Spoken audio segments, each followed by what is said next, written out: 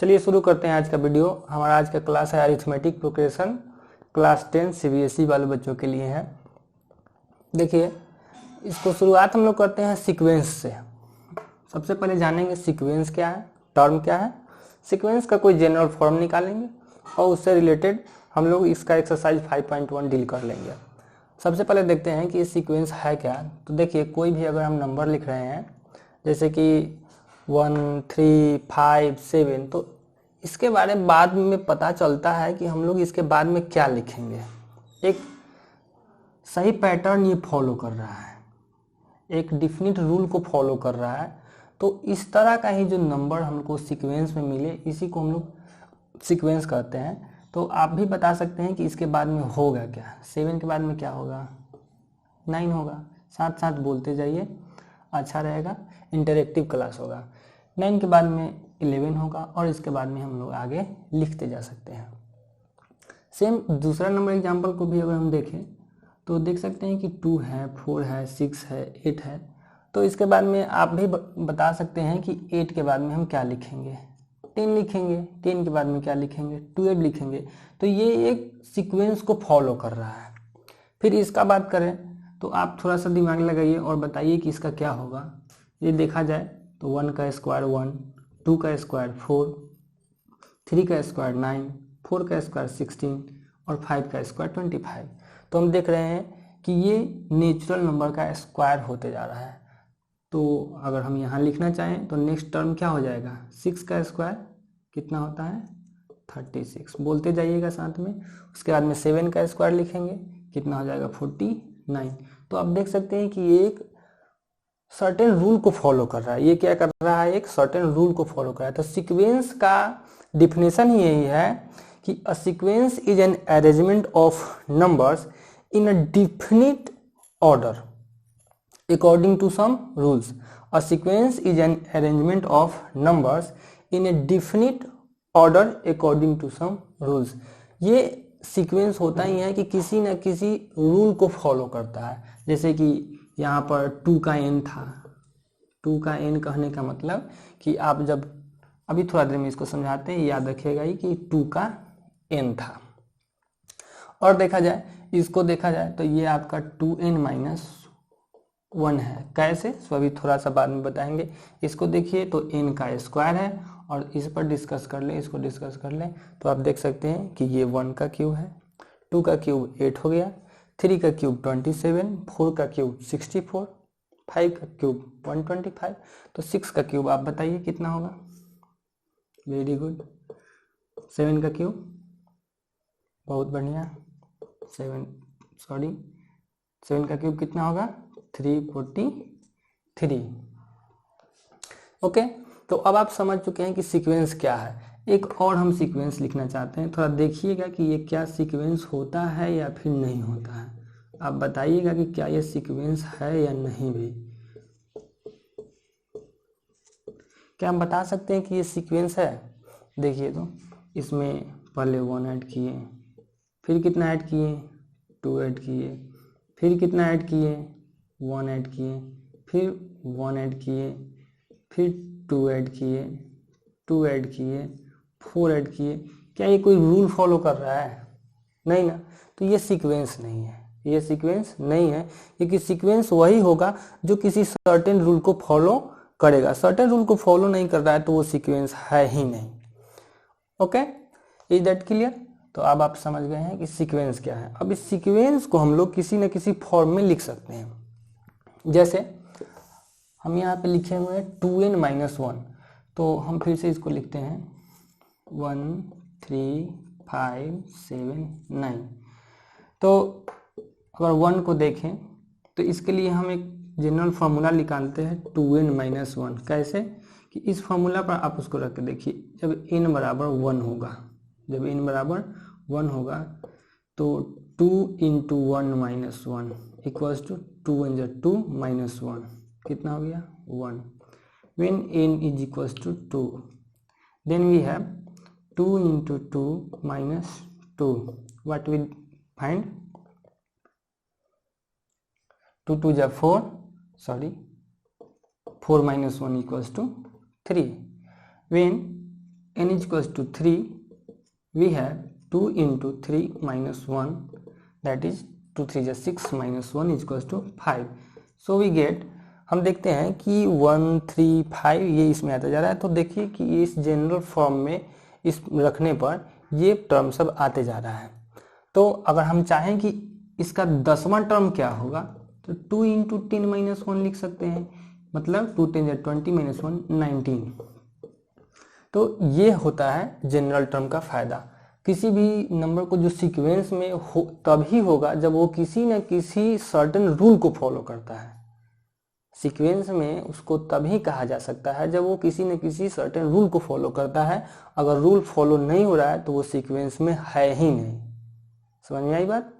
चलिए अब हम देखते हैं कि थोड़ा सा टर्म के बारे में जान लेते हैं। तो कोई भी सीक्वेंस का जो एवरी मेंबर है, ये सब का सब, यही इसका टर्म है। जैसे देखा जाए 1 एक टर्म है, 8 भी टर्म है, 27 भी टर्म है, 64 भी टर्म है, 125 टर्म है, 216 टर्म है। ईच एंड एवरी मेंबर जो इसका क्या कहलाता है? टर्म कहलाता है। अब देखते हैं 2 4 6 8 एंड सो ऑन। तो ये जो पहला टर्म है, ये जो पहला टर्म है, इस पहला टर्म को हम लोग फर्स्ट टर्म लिखते हैं। क्या लिखते हैं? फर्स्ट टर्म लिखते हैं। दूसरे टर्म को सेकंड टर्म, तीसरे टर्म को third term and so on, ऐसे चला जाता है। अब इसको हमेशा first term, second term, third term लिखेंगे तो क्या होगा, थोड़ा प्रोसेस लेंदी हो जाएगा। तो फर्स्ट टर्म को हम लोग A1 लिख सकते हैं, या फिर X1 लिख सकते हैं, या फिर T1 लिख सकते हैं। उसी तरह सेकंड टर्म को क्या लिख सकते हैं? सेकंड टर्म को A2 लिख सकते हैं, या फिर X2 लिख सकते हैं, या फिर T2 लिख सकते हैं। उसी तरह थर्ड टर्म को A3, फोर्थ टर्म को A4, फिफ्थ टर्म को A5, और इस तरह हम लोग लिखते चले जाते हैं। तो ये हुआ आपका सीक्वेंस एंड टर्म। और सीक्वेंस एंड टर्म अब करना क्या है आपको कि PDF आपके टेलीग्राम ग्रुप में डाल दिया गया है, आप उसको नोट कर लीजिएगा अपने नोट्स के कॉपी में। और अब हम आपको बताते हैं कि अब आपका जो इतना ही बता दिए, इससे आपका एक्सरसाइज 5.1 जो है RD शर्मा का, वो अब आप सॉल्व कर सकते हैं। हम एक दो एग्जाम्पल लेके आपको RD शर्मा से बता देते हैं कि कैसे सॉल्व होगा, ताकि आप जब नेक्स्ट वीडियो आएंगे लेके आएंगे तो आपको उसका 5.1 का हम डिस्कशन करा देंगे कि कैसे क्या है उसमें। और आपका होमवर्क रह गया कि आप उसको कंप्लीट करें। जैसे कि इसमें दिया हुआ है कि एक्सरसाइज 5.1 में कि write the first 5 terms of each of the following sequences whose nth term are. देखिए nth टर्म दिया हुआ है, an मतलब कि nth टर्म का वैल्यू कितना दिया हुआ है? 3n + 2 दिया हुआ है, 3n + 2 दिया हुआ है। अब आपको क्या करना है कि इसका फर्स्ट 5 टर्म लिखना है, फर्स्ट 5 टर्म लिखना है। तो देखिए फर्स्ट 5 टर्म करने का मतलब है कि A1 लिखना है, A2 लिखना है, A3 लिखना है, A4 लिखना है एंड A5 लिखना है। समझ में आ रही बात? तो 3 इंटू n का वैल्यू कितना हो गया? 1 हो गया। 3 इंटू n का वैल्यू 1 हो गया, और +2 मतलब 3 1 जा 3 और 2 5। उसी तरह इस सीक्वेंस का सेकेंड टर्म क्या होगा? तो सेकेंड टर्म हो जाएगा 3 इंटू 2 + 2, 3 2 जा 6 + 2 = 8। और इसी तरह आप आगे भी सॉल्व कर लीजिएगा। तो ये क्वेश्चन नंबर 1 में आपका यही करना है कि आपको n का वैल्यू 1 2 3 4 5 ऐसे ही रखते चला जाना है, पुट करते चला जाना है, आपको आंसर आते चला जाएगा। दूसरा क्वेश्चन है इसमें कि find the indicated terms in each of the following sequences whose nth term are. nth term दिया हुआ है और जो टर्म निकालने के लिए बोल रहा है वही, जैसे कि हमको पहला नंबर क्वेश्चन ले लेते हैं। 2 का 1 क्वेश्चन है 5n - 4। an का वैल्यू है 5n - 4 है, और हमको निकालना है A12 एंड A15। देखिए एकदम इजी सवाल है। आपको क्या करना है कि A और n का वैल्यू कितना दे रखा है? 12, A12 निकालना है। 5 × 12 - 4, 12 5 जा, n का वैल्यू 12 रख दिए। n का वैल्यू कितना रख दिए? 12 रख दिए। तो 12 5 जा 60 माइनस 4 इक्वल्स टू 56। सेम ऐसे ही आप A15 को भी फाइंड आउट कर सकते हैं। A15 equals to 5 into n का वैल्यू कितना रखेंगे, 15 रखेंगे माइनस 4, 15 5 जा हो जाएगा मेरा 75 minus 4 equals to 71। That's all. ये हो गया आपका सेकंड नंबर। थर्ड नंबर में भी वैसे ही है, find the next 5 terms of each of the following sequences given by. अब देखिए इसका थर्ड का फर्स्ट नंबर क्वेश्चन में क्या है कि A1 का वैल्यू दे रखा है और A1 इक्वल्स टू 1 है और AN का वैल्यू इसका कितना है, AN का वैल्यू है AN minus 1 plus 2, AN minus 1 plus 2 है ना, प्लस 2, जहाँ एक कंडीशन है कि n जो है या तो 2 से बड़ा है या तो 2 से बड़ा है और नहीं तो 2 के बराबर है, या n is either greater than 2 और इक्वल टू 2।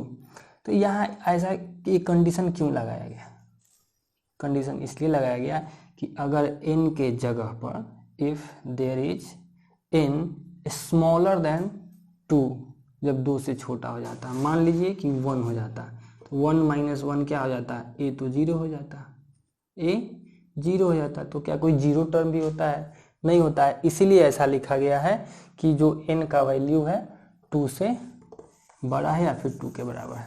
तो चलिए इसका कितना टर्म निकालना है, नेक्स्ट 5 टर्म निकालना है, तो हम पहले A2 ही लिख देते हैं, मतलब n का वैल्यू कितना रख रहे हैं 2, क्योंकि 2 के बराबर तो हम रख सकते हैं। तो a into 2 minus 1 plus 2, a into 2 minus 1 plus 2 equals to कितना हो जाएगा, A1 प्लस 2। अब बताइए A1 का वैल्यू कितना है, 1 है, और प्लस कितना कर रहे हैं 2, तो 1 और 2 कितना हो गया अपना 3 हो गया, मतलब सेकेंड टर्म इसका कितना हो गया 3 हो गया। ठीक है, अब A3 एक और हम आपको निकाल के बता देते हैं, A3 माइनस 1 प्लस 2, n का वैल्यू कितना रख दिए, तो A2 प्लस 2। अभी देखिए यहाँ पर A2 का वैल्यू हम कितना निकाले थे 3 पता था, तो 3 प्लस 2 इक्वल्स टू 5। ऐसे ही आप A4 निकाल सकते हैं, A5 निकाल सकते हैं, कितना टर्म हो गया 1 2 3 4, और A6 निकाल लीजिए 5 टर्म हो गया। ये हो गया आपका एक्सरसाइज 5.1। अभी पूरा नहीं बताए हैं, हम पूरा डिस्कशन करा देंगे, लेकिन इसको एज ए होमवर्क देखिए, आप सीक्वेंस याद कर लीजिए, टर्म याद कर लीजिए, कैसे सीक्वेंस है क्या है टर्म है सब समझा दिए आपको, और एक्सरसाइज 5.1 बना लीजिए। तब तक के लिए बाय बाय।